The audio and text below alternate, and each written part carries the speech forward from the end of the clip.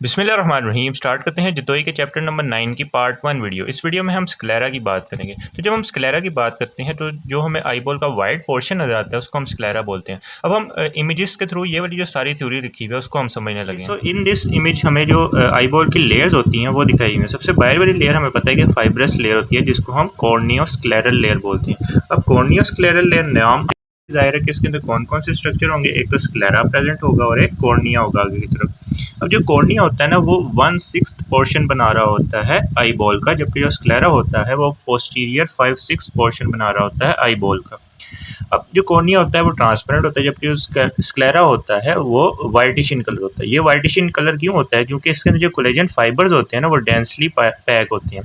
Densely pack collagen fibres की वजह से इसका जो स्ट्रक्चर होता है वो वाइटिश इन कलर होता है। अब हम इसकी लेयर्स को समझ लेते हैं। इस डायग्राम में भी हम देख सकते हैं कि आगे वाली साइड पर कॉर्निया प्रेजेंट है और पीछे वाली साइड पर स्क्लेरा प्रेजेंट है। इन दोनों का जो जंक्शन होता है उसको हम लिम्बस बोलते हैं। ये वाला जो रिम बन रहा है ना दोनों के दरमियान, इसको हम लिम्बस बोलते हैं। नेक्स्ट इस डायग्राम के थ्रू समझ सकते हैं हम जो 3 लेयर्स होती हैं ना स्क्लेरा की, उसकी सबसे बाहर वाली साइड पर प्रेजेंट होता है एपिस्क्लेरा। सबसे बाहर वाली साइड पर प्रेजेंट होता है एपिस्क्लेरा। अब इस एपिस्क्लेरा के अंदर देखो तो ब्लड वेसल्स प्रेजेंट होती हैं। इसके अंदर ब्लड वेसल्स प्रेजेंट होती हैं। उसके अलावा ये कनेक्टिव टिश्यू के अंदर ब्लड वेसल बेसिकली प्रेजेंट होती हैं। अब ये वाली जो लेयर होती है एपिस्क्लेरा की, इसके बाहर वाली साइड पर प्रेजेंट होता है टीनस कैप्सूल। टीनस कैप्सूल बेसिकली ना हमारे आईबॉल को इनसर्कल कर रहा होता है, तो इसकी बाहर वाली साइड पर जाहिर सी बात है कि टीनस कैप्सूल प्रेजेंट होगा और अंदर वाली साइड पर इसके स्क्लेरल स्ट्रोमा प्रेजेंट होगा। सो दूसरी लेयर कौन सी आती है? स्क्लेरल स्ट्रोमा की लेयर आती है।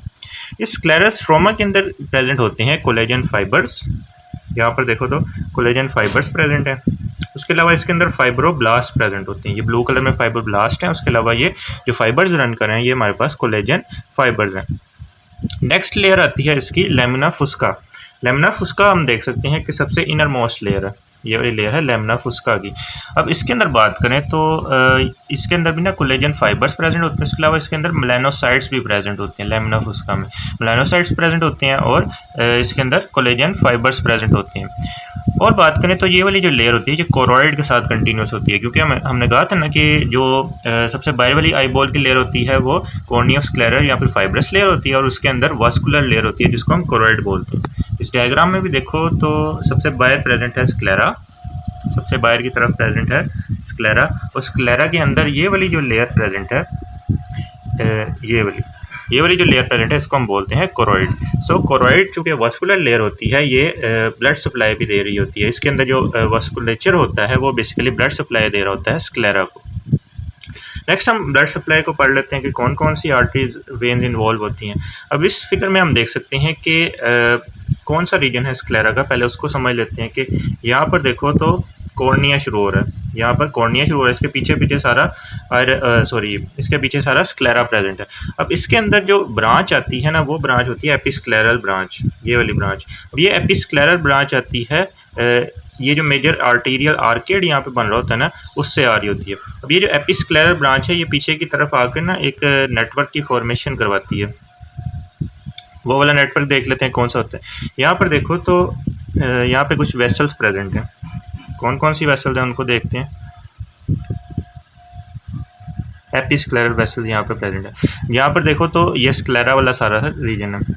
अब ये वाली जो एपिस्क्लेरल वेसल्स हैं ये मुख्तलिफ वेसल्स से मिलकर बन रही होती हैं और ये बाहर वाले पोर्शन जो होता है ना स्क्लेरा का उसको सप्लाई कर रही होती हैं, जबकि जो अंदर वाली साइड होती है ना स्क्लेरा की इनर मोस्ट साइड उसको कोरोइड से मिल रही होती है। यहाँ पर देखो ना कोरियो कैपिलरीज प्रेजेंट है।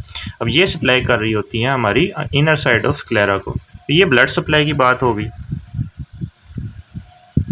नेक्स्ट आती है नर्व सप्लाई की बात। नर्व सप्लाई को हम 2 पोर्शन में पढ़ते हैं, एक एंटीरियर साइड होती है, पोस्टीरियर साइड होती है। जो एंटीरियर साइड होती है ना स्क्लेरा की उसको नर्व सप्लाई मिल रही होती है लॉन्ग सिलियरी नर्व से। यहाँ पर देखो तो ये वाली जो नर्व जा रही हैं these are the long ciliary nerve जो कि एंटीरियर पार्ट ऑफ स्क्लेरा को यानी आगे वाली साइड स्क्लेरा की जो होती है उसको नर्व सप्लाई दे रही है, जबकि पीछे वाली साइड पर हम देख सकते हैं कि शॉर्ट सिलियरी नर्व सप्लाई मिल रही है। यानी जो शॉर्ट सिलियरी नर्व है वो सप्लाई कर रही है पोस्टीरियर एस्पेक्ट को और लॉन्ग सिलियरी नर्व सप्लाई कर रही है एंटीरियर को। इसको ऐसे याद रख सकते हैं कि लॉन्ग रूट पर जाने के लिए नर्व्स को लंबा होना चाहिए, तो एंटीरियरली जाने के लिए लॉन्ग सिलियरी नर्व होते हैं और पीछे वाली साइड पर शॉर्ट रूट चाहिए तो शॉर्ट सिलियरी नर्व जो है वो पोस्टीरियर एस्पेक्ट को सप्लाई कर रही होती है। ये सारी एनाटमी याद रखने की ज़रूरत नहीं है, बस आपको मेन शॉर्ट सिलियरी नर्व और लॉन्ग सिलियरी नर्व का पता होना चाहिए। नेक्स्ट फंक्शन क्या होंगे, जाहिर सी बात है कि जो स्क्लेरा है वो सबसे बाहर वाली लेयर है, तो ये प्रोटेक्टिव कॉर्ड बना रही होगी आईबॉल के अराउंड। उसके अलावा ये आईबॉल को उसकी रिजिडिटी और शेप दे रही होगी। तो ये दो फंक्शन होती हैं मेनली स्क्लेरा के। नेक्स्ट पार्ट से हम एपिस्क्लेराइटिस की बात करेंगे। If you like this video then kindly share it with your friends and subscribe to my channel.